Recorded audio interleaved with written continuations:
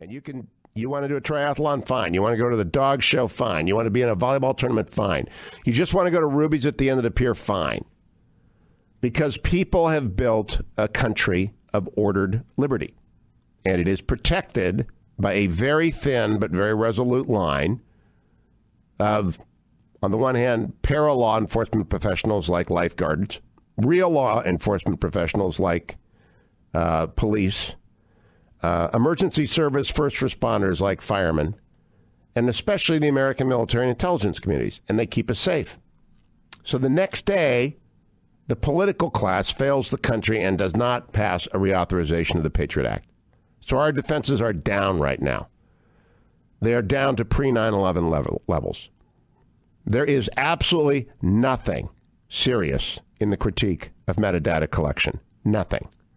Now, I can say that with some degree of confidence. John Schindler, who blogs, who tweets a lot, is a genuine intelligence professional. But I've had the opportunity to interview former Deputy Director of the CIA, Michael Morrell, twice in the last 2 weeks. And I asked him, and I asked every intelligence professional. And I am not without some experience. For a couple of years, I was read in. I was the assistant to the Attorney General of the United States, two of them, Bill Smith and Ed Meese, for the Foreign Intelligence Surveillance Court. So I reviewed every FISA, wiretap, and surveillance application while I was at Justice, and then I went to the White House and I had access to sensitive compartmented information as appropriate to the White House counsel's office. I know a little bit about the counterintelligence business and a little bit about just a little bit, 2 years worth. My jobs thereafter, OPM had a little bit of top secret stuff, but not a lot of SCI stuff. And if you don't know what SCI is, I should not have an opinion on the NSA data collection deal. But I know how it works. I've been there and done that for a couple of years, a long time ago. So I know a little bit. Anyone who knows anything from a little bit to a lot knows this is all hokum, just absolute hokum. And they said, what about the IRS? And I said, the IRS was a political scandal run by people who didn't need metadata to find out who they wanted to target. They targeted people on the basis of their name, not on the basis of the metadata.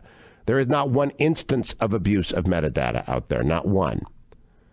And we have allowed, at a time when the jihadis are running wild, both the Shia variety, and they are very well organized and very disciplined and run by very serious people in the Quds forces.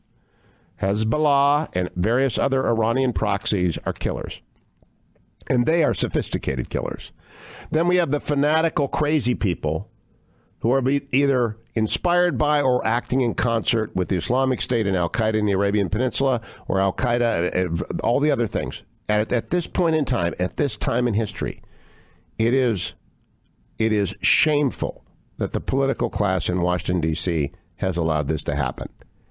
It is not a question of unfortunate. It is not a question of bad politics. It is not a question of a legitimate policy debate.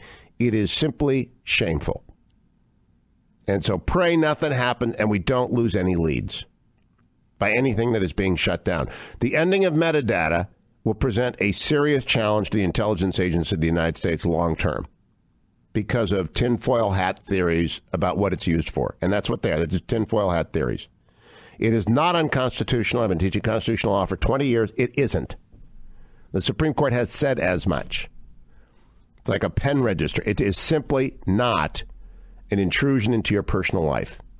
It is data that allows you to track bad guys when they come to the United States or communicate with their allies, friends in the United States.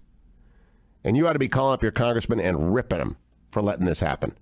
This country is in more danger today than it was on Friday because of a combination of the left and the right meeting to endanger not just 4 square miles of Huntington Beach, but 3 million square miles of America by doing this stupid, shameful thing. I'll be right back on the Hugh Hewitt Show.